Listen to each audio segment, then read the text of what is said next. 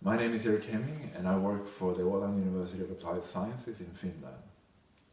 It would be a mistake to think that these Chinese soldiers in the picture don't have any individual personalities. The situation they are in here is not a situation where they are encouraged to think for themselves or to feel what they really want to do, or to encourage each other to do something creative. So the social system really expects us to act in a certain way, and that goes for schools and workplaces and families, all kinds of systems. But if we want to understand why people act the way they do, and we do want to understand that, because this understanding is really what is going to help us to do the right things in the communication, then we need to analyze what we see. And I'll show you a good way of analyzing. In this simple figure here, you can see that we have 4 options. If we take the Chinese military here, for instance, we don't know much about their traits of character, and so we have to wait with that one. What they do now cannot be explained with their characters. We don't really know exactly what their individual states of minds are either, so we really can't explain their behavior with that. And but I think the situation is very important here. They are on the Heavenly Peace Square in Beijing, so this is a very important place and they have to behave in a certain way there. And I think also that their culture, both their Chinese culture and their military culture, explains their behavior here.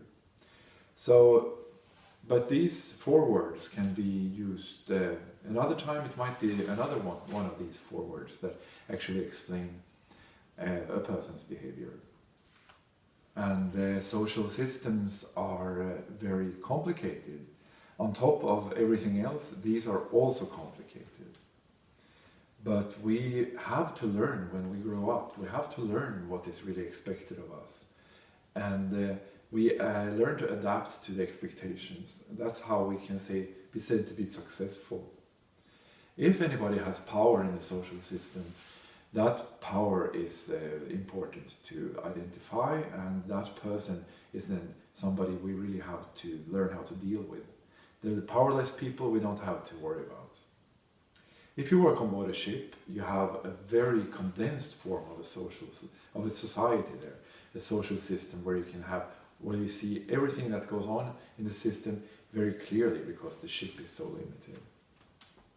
So we have to learn the codes in order to survive. And every system has its own rights and wrongs. Let's take this picture, for instance.